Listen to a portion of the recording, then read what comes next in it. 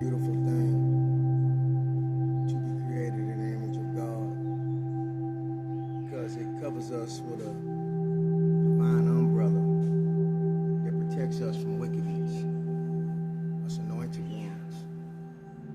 I was watching Sha'Carri Richardson's run the other day in the relays. I was just thinking that about maybe 10 years ago, they would have swore that was AI, the way that we move. And I was thinking that the way Michael Jordan moved and the way he dunked and bedazzled everyone, they definitely would have blamed it on AI today. And these days, they would have said that, nah, that's AI. That really wasn't him dunking and moving like he do and making all those points. So, a lot of stuff has really crippled us in our gnosis. That's why I always try to cover the mind, the body, and the spirit. The parallels to that is the knowledge, the wisdom, and the understanding.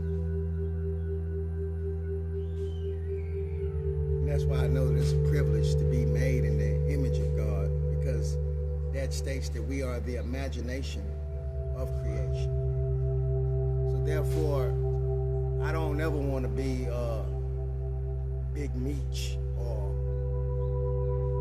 I don't ever want to look up to Al Capone or the Godfather.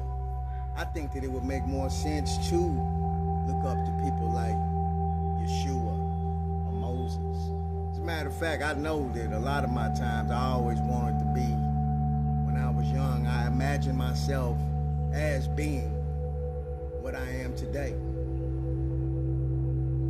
Because the universe is knowing yourself. When I look at the sun, I see a reflection of myself. When I look at trees, when it rains, I see a reflection of myself, because all of those aspects are within inside myself. And one of our greatest sources of power is our voice, because horse power, that's in the voice. The manifestation of power, as they say, the word became flesh, and the word was the spoken word, the vocal center. That's our power, mentally, physically. That's why, yes, the power of words, the power of the tongue is very serious and matters. So therefore, yes, we should guard and watch what we say, because words hold a lot of power. And we're in a race with the machine of evolving into God. And unfortunately, if the machine beats us to evolving into God, then we will definitely be enslaved. So that's why it's very important. And in order to be a master, you must always realize that you are a student of this realm, this third dimension, this life. Because at this point, we're still thinking in cycles. But once the machine starts to think for you, you will just become a code, a number.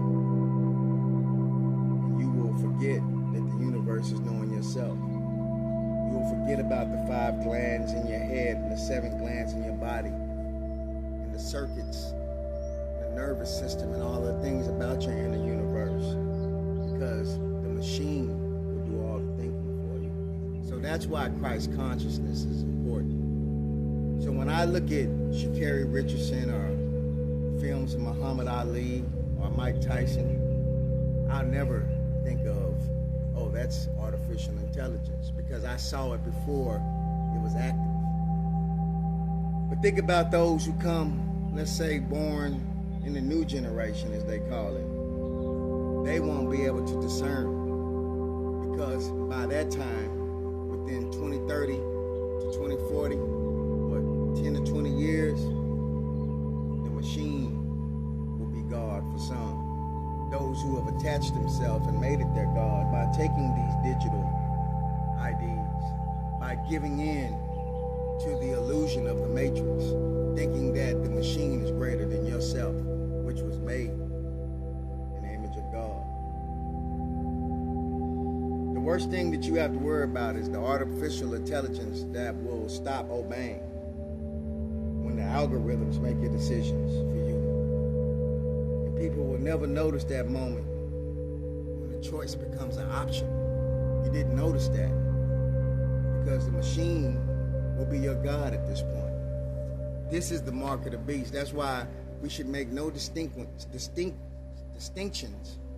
in any kind of information. You know, we are not machines. We make mistakes, but our memory is infinite. So when I think of omnipresence or Christ consciousness, I think of a mind with no fear, a mind with no indoctrination, just as pure as an infant when it first comes into this realm. Now that I know what to ignore and what not to pay attention to, I can join nature as God.